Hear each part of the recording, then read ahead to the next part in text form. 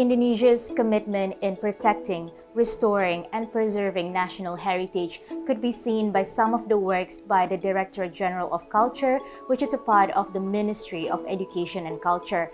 The Directorate has a wide range of efforts, including the repatriation of artifacts, among all. To know more about the current issue as well as the upcoming focuses from the Director General of Culture, we have here to have a chat with us the Director General of Culture, Hilmar Farid. Thank you so much for having us today at your office. Well, thank you for having me. Yeah. All right. So to start, we're gonna discuss about the latest program and efforts by the Director General of Culture in preserving the national heritage. So the most recent development is the creation of a new institution, which is the Indonesian Heritage Agency. This agency brings together no less than 17 museums that are under the ministry, and also will manage heritage sites such as Borobudur, Prambanan, Muaro Jambi, that's the most recent one, and several others that are that belong. I mean, the land belongs to the ministry, and this is a new initiative, that we started in 2018, but then got the the officiated in 2020. But then we will launch the entire program in May. So that's new. I mean, the new setting, and it has also some flexibility when it comes to financial arrangement. We can get revenues. Yeah, before it was not possible because this government institution is not supposed to sell tickets, etc. But with this, we actually professionalize services in the field of museum and heritage. So that's the new thing now at the ministry. Yeah. I believe it's 30 plus sites, cultural sites that you're also going to be managing. So could we also explore a little bit more on that? Because that's a lot of, assets. And just for one asset, it takes a lot of efforts, to manage it. So how do you plan to manage all of these assets? Well, we have to prioritize, that's for sure. The 70 museums are under different conditions, varied. Museum Nasional, that's the biggest museum, so we focus on that. And since Indonesia is known for its rich heritage when it comes to prehistoric life, the first Homo erectus and the complete skull is found here. When it comes to heritage sites, I think the biggest now is Muaro Jambi. Yeah, that's in Jambi, along the river of Batanghari. It's a huge site. It's no less than 4,000 hectares, if I'm not mistaken. And we are now in the process of revitalizing that. There are a lot of reconstruction is taking place right now, and I can tell that this is the biggest effort since Borobudur. It's one of the biggest Buddhist sites in Asia, and one of the oldest too. Yeah. Right. So we have some bit of a background of why Indonesia Heritage Agency is formed, but what exactly is the vision to its formation? Well, to transform the cultural sector, to make it more accessible to the public. So public service is really the key issue here. We want to make all these sites, all of the museums more accessible, more, comfortable for the public, because there is this, sense, museums, it's old, scary sometimes, it's too dark, etc. And we want to change that image. To make it more modern, and to make it also relevant to the current generations. Right, and according to that vision, what is the mission or the actions that you're going to be implementing?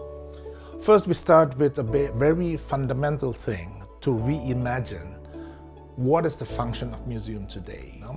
It's an educational institution for sure, it's a cultural institution, but we also realize that people need spaces. They need a public space where they can interact, they can create things together, etc. So we are taking all of these things into consideration and then develop a plan for our services from there. And because now you will enter a museum, you see a statue, then they will give you technical information, which are probably not in the interest of the general public. It might be interesting for historians like me or archaeologists, but not necessarily for the general public. So now we want to make it more relevant. But it's really a process of collaboration between different stakeholders to collaboratively reimagine the museums and make it function as a modern institution for our society today.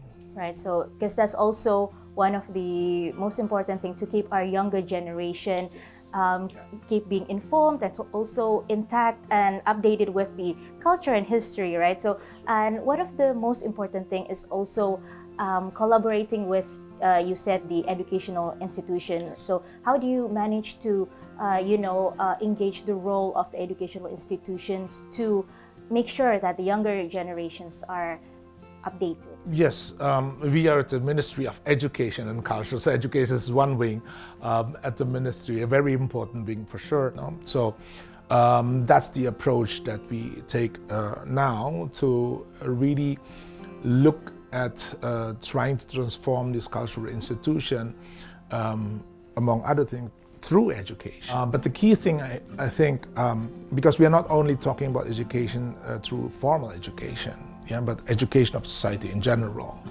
And the key thing here is relevance. You can actually invite schools to visit museums. We've been doing that for many, many years.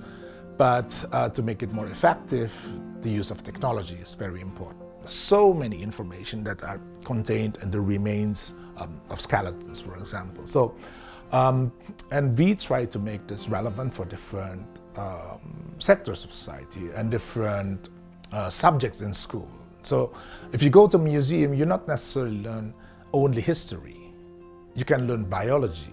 You can learn all these different subjects. I mean, if you look at an architectural structure, it's algorithm, it's mathematics, it's geometry, etc., etc. So that's how we are trying to use our collection for educational purposes. Right, so the point is how to make it as interactive as possible for younger generations, also having it cross subjects. Yes. Right, so within like you said, the biology, math, and then history, they all are a part of the education that the younger generation could learn. All right, so when in terms of the cultural heritage, especially Indonesian heritage, it's coming from a long preserved traditions, coming from hundreds of ethnicities. So in what ways does the Indonesia Heritage Agency work to protect those long preserved tradition and cultures? You're right, we are so rich. I mean, we have so many things. No less than 100,000 heritage, like physical heritage sites, not to mention thousands of intangible heritage. And that's, of course, a challenge. And we have to work through the local governments. Interestingly, in the last 10 years or so, there was an increase in interest among young people about heritage. They like to travel, they like to go to unique places, the photos, Instagram and all that. And we use that, tap into that network of people by basically saying that by taking a picture in front of a chandi, of a temple, you're actually helping to preserve that, because you put it on record. So all these comments help us actually to monitor that, and it is proven to be a very effective way of doing things. So involving the community in preserving heritage is very important. Not to mention, for example, underwater heritage. We had no less than 440 diving sites, shipwrecks, throughout Indonesia. We don't have the capacity to go like all the time. So what we are planning to do is to invite diverse communities, because they are going to dive anyway. So involving community is a key for the protection of heritage. All right, and then earlier you mentioned about the modernization of our culture, but how do you exactly balance modernization and the cultural heritage, knowing that there are various challenges, including the conflicting interest between the development and preservation. There's also financial constraints because we know it's very expensive to just manage one one site or one museum. It's extremely expensive, and like meeting the standards of the modern functionality and standards, as you said earlier, by the demands by the younger generation, the more modern generation. So what are the strategies are you planning to do to balance the modernization and the preservation of the culture? Well, they are not necessarily in contradiction. For example, if you look at what we call tradition today, basically it is a result of innovation in the past. For example, batik that I'm wearing today. 100 years ago, no one would wear batik as a shirt, right? It's always probably white or black, etc. No? But in 70s, then there was Governor Ali Sadikin. I mean, he started that. Why don't we use, instead of modern Western suit, batik instead, a long sleeve, yeah? And it started there, like 50 years ago. For example, Candi, a temple like Borobudur, beautiful. More than 1,200 panels around the entire building. But who, except for archaeologists or historians, would be interested in studying each single panel while being there? Yeah. So the strategy to do that is to record all these, make it talk to the public in a more accessible way. So you don't have to go through philology and all these academic study to understand that, but you can use technology to convey the message. So that is also a way to preserve. The same method can be applied to intangible cultural heritage. What is lacking now is the knowledge. And this knowledge is basically transmitted from generation to generation through what we call tradition, right? So this is now disrupted, but we can bring it back, we can revitalize, because the knowledge, the records are there. Today we use science and technology to make it relevant again, to solve problems like food scarcity and nutrition, medicine, etc., etc. And that's exactly what Indonesia Heritage Agency is going to be doing, right? Which is collaborating experts from various sectors in order to make this preservation work. Is that correct? We need people from the outside to help us to build this new agency.